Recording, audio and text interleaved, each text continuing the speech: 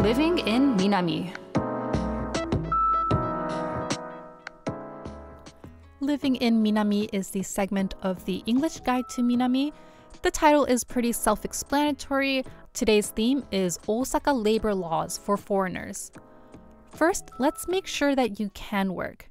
You can do this by checking your residence card. You should see a blue rectangle next to your profile photo. And this part will basically explain, if you can work or not. So if it says shudo seigen nashi, that's going to look like 4 kanji, 2 hiragana. That means you can work freely with no restrictions.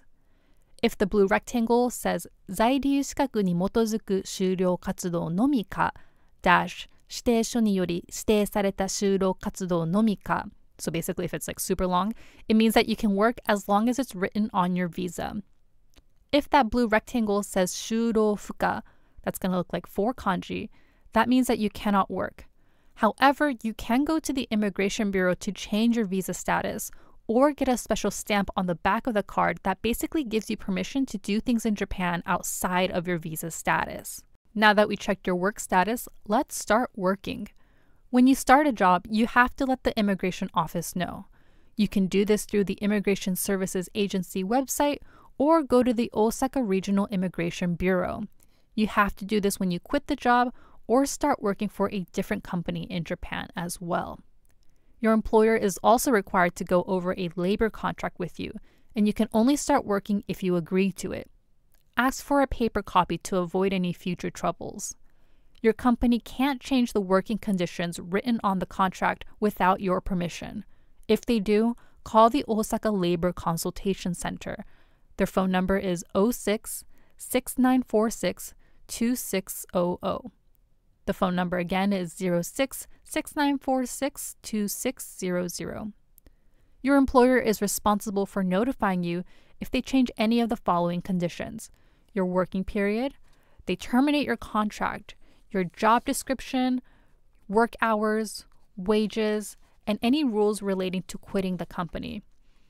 If any of these change without your consent, call the Osaka Labor Consultation Center at 06-6946-2600. Now let's go over labor laws so you don't get screwed over and important vocabulary words necessary for working in Japan. According to Japan's labor laws, a single working day is 8 hours, not including breaks. A single work week is 40 hours of work.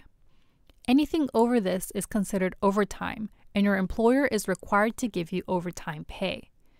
If you work at least 6 hours, you are entitled to a 45-minute break.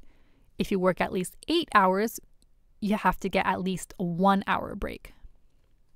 Zangyo is working overtime. Zangyo. If you're working overtime, you must be paid 1.25 times more than the usual wages. The same goes for working a midnight shift. That's from 10 p.m. to 5 a.m. You have to get paid 1.35 times more if you're working on your day off. Now, chingin means wages. The employer is required to pay you at least once a month on a fixed date. As of October 1st, 2024, the saite chingin, or minimum wage in Osaka, changed to 1,114 yen per hour. Yukyu means paid time off. Part-time and full-time workers receive paid time off after working at the company for 6 months. Once you work 6 months, full-time workers receive 10 paid leaves per year. That number goes up by 1 day every additional year. So, if you've been working at the company for 1.5 years, you're entitled to 11 paid days off per year. If you've been working for 2.5 years, that number increases to 12. Part-time workers get paid time off as well, but that amount depends on how many days a week you work. Kaiko means fired or dismissed. You cannot be dismissed without legitimate reasons, so ask why you're being fired before accepting it. The law requires the company to provide you a 30-day notice, and if they don't give that to you, they have to pay you 30 days worth of wages. Taishoku means resign or you quit. Taishoku. If your labor contract doesn't have a fixed date, you're allowed to quit whenever you want as long as you give a 2-week notice. If your labor contract has a fixed date, you cannot quit for no reason. If you need to quit because of a serious illness or you need to take care of a family member outside of Japan, consult with your company. Let the Immigration Bureau know you left the company, and your company is also required to submit a notification. Finally, are you an exchange student looking to get a part-time job? If you're a student, your visa status says, well, student, and your residence card will say shuro fuka. That means you can't work. So you need to get a stamp on the back of the card for a shikakugai kyoka that basically lets you do things outside of your visa status. You can get this stamp at the Osaka Regional Immigration Bureau.